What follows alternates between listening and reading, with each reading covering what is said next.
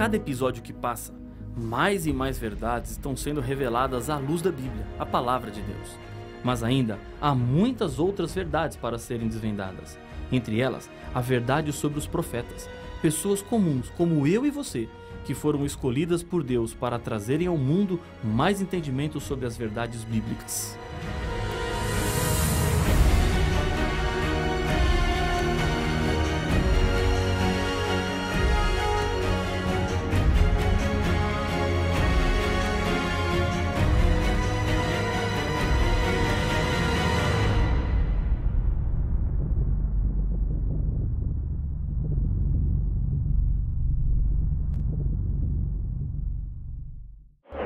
A verdadeira Igreja de Deus é identificada por duas características, segundo a Bíblia.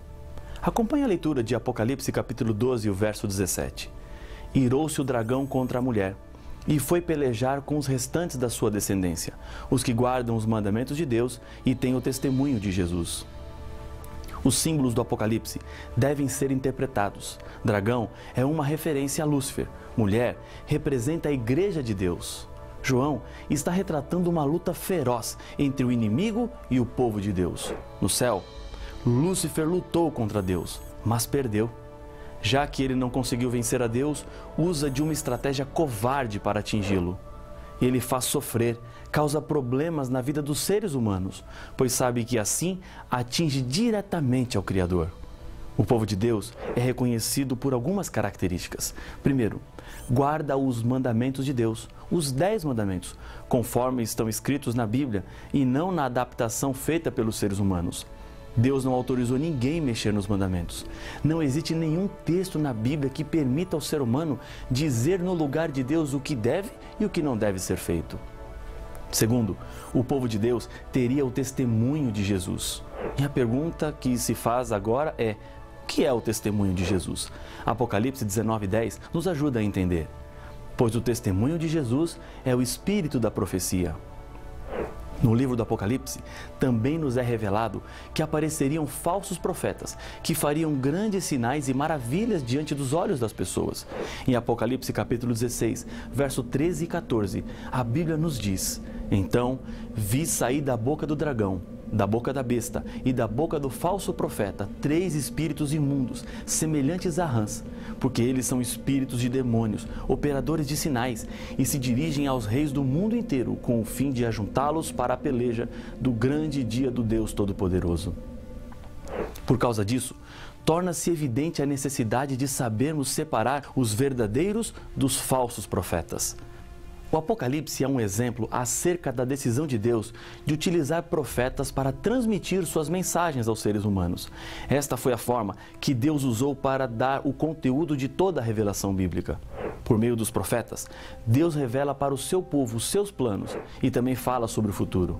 Certamente, o Senhor Deus não fará coisa alguma sem primeiro revelar o seu segredo aos seus servos, os profetas, diz Amós capítulo 3, o verso 7. Nem todos os profetas que Deus usou escreveram partes da Bíblia. Podemos contar pelo menos 12 que não são autores de textos bíblicos, mas que são mencionados como profetas verdadeiros pela própria Bíblia. Um dos mais notáveis exemplos é de João Batista, que batizou o Senhor Jesus nas águas do Rio Jordão.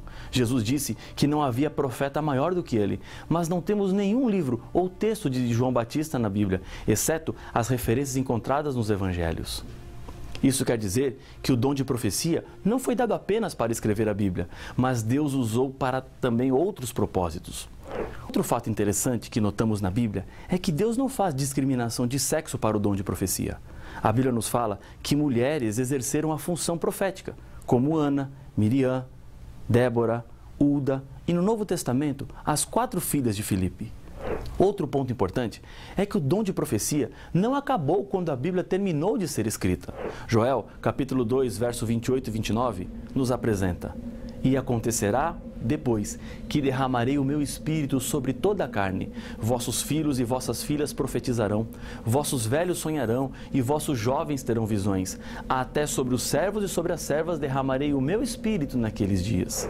A referência que Joel faz é quanto ao futuro. O dom de profecia acompanharia o povo de Deus até o fim. Pedro, quando usa o texto de Joel, diz o seguinte: Mas o que ocorre é o que foi dito por intermédio do profeta Joel.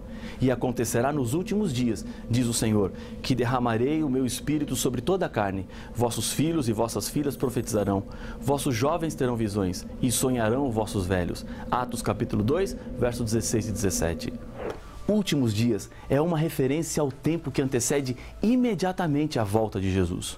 O povo de Deus seria guiado pelo dom de profecia. Quando Jesus voltou para o céu, ele deixou a missão de pregar as verdades para os discípulos. Eles levariam a mensagem de salvação para todo mundo, acompanhados do Espírito Santo. Para cumprir essa missão, Jesus concedeu dons para a sua igreja. Paulo nos apresenta. E ele mesmo concedeu uns para apóstolos, outros para profetas, outros somente dos santos, para o desempenho do seu serviço, para a edificação do corpo de Cristo. Efésios capítulo 4, verso 11 e 12. O próprio texto explica os motivos de Deus em dar dons espirituais, a edificação da igreja. E o conteúdo da profecia para Deus é algo muito sério. No final do livro do Apocalipse, quando as revelações a João estavam chegando ao seu fim, ele ainda nos diz: e se alguém tirar qualquer coisa das palavras do livro desta profecia, Deus tirará a sua parte da árvore da vida, da cidade santa e das coisas que se acham escritas neste livro. Apocalipse capítulo 22 e o verso 19. Quando abrimos a Bíblia, estamos diante das palavras de Deus e isso é muito importante. Quem modificar o conteúdo da revelação para atender qualquer tipo de interesse está em perigo. É importante obedecer ao que Deus nos revelou. Apocalipse capítulo 22, verso 7 apresenta: bem-aventurado aquele que guarda as palavras da profecia deste livro.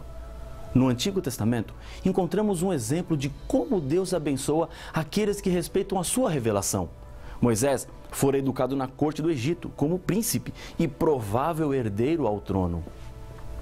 Isso significa que ele recebeu todo o conhecimento da medicina egípcia. Os papiros médicos da antiguidade mostram que os egípcios possuíam muito conhecimento em medicina curativa. Moisés escreveu muita coisa sobre saúde no Pentateuco, mas praticamente nada disse sobre a medicina curativa. Ele não estava influenciado pelas ciências dos seus dias, porque o ensino de Moisés estava baseado na revelação, a educação sobre saúde para evitar doenças. Quais foram os resultados? No Egito, a média de vida dos faraós era de 50 anos. Em Israel, segundo o Salmo 90, a média de vida era de 70 anos ou mais. Deus abençoou aqueles que creram na revelação profética. Jesus deixou uma advertência quanto aos últimos dias também, porque surgirão falsos cristos e falsos profetas, operando grandes sinais e prodígios, para enganar, se possível, os próprios eleitos. Mateus capítulo 24 e o verso 24. Esses falsos profetas seriam os responsáveis por introduzirem na igreja mentiras que destruiriam a verdade para enganar aqueles que buscam fazer e cumprir a vontade de Deus. Mas a Bíblia nos dá algumas chaves para sabermos se o profeta é de Deus ou não é. Uma dessas chaves está em Isaías capítulo 8, versos 19 e 20. Quando vos disserem: consultai os necromantes e os adivinhos que chiureiam e murmuram, acaso não consultará o povo ao seu Deus? A favor dos vivos se consultarão os mortos? A lei é o testemunho. Se eles não falarem desta maneira, jamais verão a alva. Os milagres em si mesmos não são provas de que um profeta seja inspirado por Deus. Apenas demonstram que há por trás dele um poder sobrenatural. Na época de Moisés, os magos do Egito também fizeram milagres para impressionar as pessoas, e inclusive o próprio Moisés, quando ele pedia para que o faraó permitisse a saída do povo de Israel. Satanás tem também poder de operar milagres e às vezes se disfarça como anjo do Senhor. Se todos os ensinos desse profeta não estiverem em harmonia com a Bíblia, ele é um impostor. A Bíblia nos apresenta diversas características do verdadeiro profeta. Primeiro, suas profecias quanto ao futuro se cumprem completamente, segundo Jeremias capítulo 28 e o verso 9. Segundo, ele não induz o povo a afastar-se de Deus, conforme Deuteronômio capítulo 13, versos 13, 14 e 15. Terceiro, fala o que Deus lhe pediu para falar e não o que ele quer dizer, conforme Jeremias, capítulo 14, verso 14. Quarto, fala guiado pelo Espírito Santo, conforme 2 Pedro, capítulo 1, verso 21. Quinto, reconhece e aceita a encarnação de Cristo, de acordo com 1 João, capítulo 4, versos 1, 2 e 3. Sexto, a vida do profeta apresenta bons frutos do seu caráter. Mateus, capítulo 7, verso 15 e 16. Deus escolheu diferentes maneiras de se revelar para os profetas. Em Números, capítulo 12, versos 6, 7 e 8, encontramos 3 maneiras diferentes. Então disse: ouvi agora as minhas palavras. Se entre vós há profeta, eu, o Senhor, em visão a ele me faço conhecer ou falo com ele em sonhos. Não é assim com o meu servo Moisés, que é fiel em toda a minha casa? Boca a boca falo com ele, claramente e não por enigmas, pois ele vê a forma do Senhor. Como, pois, não temestes falar contra o meu servo, contra Moisés? Visão, sonho, boca a boca. Deus não fala por meio de bolas de cristal, pela palma da mão, xícara de café, astrologia ou por meio dos mortos. A Bíblia descreve alguns aspectos físicos dos profetas enquanto eles estavam em visão. Veja, por exemplo, Daniel. Daniel perdeu as forças físicas. Diz a Bíblia em Daniel capítulo 10, verso 8. Depois, Daniel recebeu forças físicas sobrenaturais. Daniel capítulo 10, verso 18 e 19. Daniel ficou sem fôlego. Diz Daniel capítulo 10, verso 17. Ficou sem falar. Daniel capítulo 10, verso 16. Inconsciente quanto àquilo que acontecia ao seu redor. Daniel capítulo 10, versos 5 ao 8. O profeta podia ter também seus olhos mantidos abertos durante a visão, segundo Números 24 e o verso 4. Paulo apresentou para a igreja de Tessalônica 3 conselhos com relação às profecias. Não desprezeis as profecias, julgai todas as coisas, retende o que é bom. 1 Tessalonicenses capítulo 5, versos 20 e 21. Deus tem uma promessa também para os que são fiéis diante das mensagens proféticas. Em 2 Crônicas, capítulo 20, verso 20, é prometido àqueles que ouvem a profecia: crede no Senhor vosso Deus e estareis seguros. Crede nos seus profetas e prosperareis. Crer nos profetas do Senhor é a mesma coisa que crer no Senhor que enviou o profeta. Precisamos dar ouvidos e viver tudo aquilo que Deus nos faz conhecido através das profecias. No Apocalipse, encontramos que a igreja no tempo do fim seria acompanhada pelo dom profético. Deus levantaria nos últimos dias, mais uma vez, a profecia para conduzir o seu povo nos momentos mais críticos da história. Um profeta jamais pode dizer algo diferente ou contrário ao profeta que veio antes dele. Essa é uma característica importante do profeta de Deus. O dom de profecia, que acompanharia a igreja de Deus nos últimos dias, não substitui a Bíblia e não contradiz a Bíblia em nada. Quando estudamos a história da Igreja Adventista do Sétimo Dia e vemos como, em meio de um impressionante emaranhado de riscos e dificuldades, as mensagens inspiradas chegavam por meio de uma jovem chamada Ellen White, deram a segurança e a direção que a igreja precisava. Quem foi Ellen White? Ela nasceu em Gorham, Maine, nos Estados Unidos da América, no dia 26 de novembro de 1827. Seus pais, Robert e Eunice, eram membros da Igreja Metodista e mais tarde tornaram-se adventistas do sétimo dia. Tiveram 8 filhos. Ellen e sua irmã gêmea Isabel são as caçulas. Ellen ouviu a pregação de Guilherme Miller, pesquisador da Bíblia, que interpretou a profecia dos 2.300 anos de Daniel, capítulo 8, verso 14, terminando com a volta de Jesus, o que na época lhe impressionou. Em 1843, foi expulsa da igreja metodista por causa das suas crenças, que eram diferentes da igreja onde estava. Casou-se com Tiago White no dia 30 de agosto de 1846. Tiveram 4 filhos, todos meninos: Henrique, Edson, Guilherme e John Herbert. A sua primeira visão aconteceu em dezembro de 1844 e a última que se tem notícia aconteceu no dia 3 de março de 1915. No dia 6 de agosto de 1881, faleceu seu esposo Tiago. Ellen ficou viúva quando tinha apenas 34 anos. Além dos Estados Unidos, ela também trabalhou na Europa e na Austrália. Durante 70 anos, por meio de mais ou menos 2.000 visões e sonhos, Ellen White orientou o sólido sistema educacional adventista, a obra de publicações, a reforma de saúde, entre outras. A vida de milhares de pessoas foram mudadas por causa do seu ministério. Ellen White faleceu em julho de 1915, mas os seus escritos continuam falando. Sendo que Deus fala através de profetas verdadeiros, há muitas mensagens que você precisa conhecer. Deus tem falado mais com a humanidade do que as pessoas imaginam. É preciso buscar o que Deus tem para lhe dizer. E eu tenho certeza que essas mensagens proféticas mudarão a sua vida. Acompanhe o texto de Ellen White, que fala de uma profunda esperança que temos, a libertação completa do mal. O grande conflito terminou.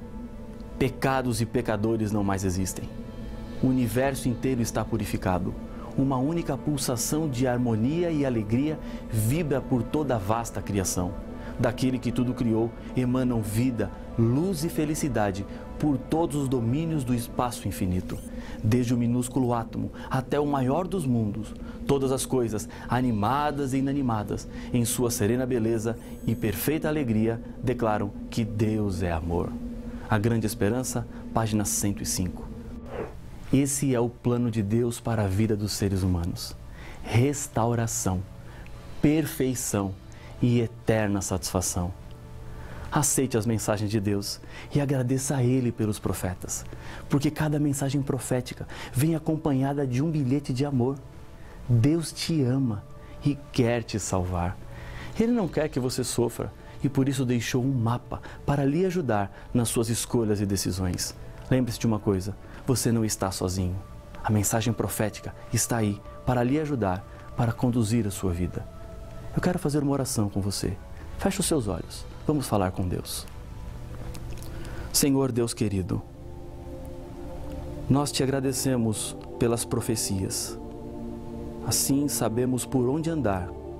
Com segurança colocamos os nossos pés na estrada dessa vida, sabendo que o Senhor nos conduz e que o Senhor nos guia.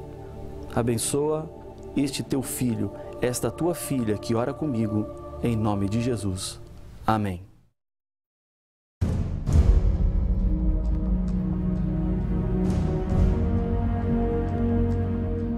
Durante toda a história do pecado, encontramos o inimigo de Deus usando as mais diferentes e variadas estratégias para levar o povo de Deus ao abandono da verdade. A Igreja de Deus é identificada através da Bíblia e das profecias do Apocalipse. A profecia indica que a Igreja verdadeira de Deus não se entregaria às mentiras, mas teria que fugir para o deserto. Mas qual é esta igreja que diz ser a guardadora das verdades bíblicas? E as outras igrejas e religiões? Por que existem tantas crenças? Para saber as respostas, não perca o próximo episódio de Apocalipse, o fim revelado.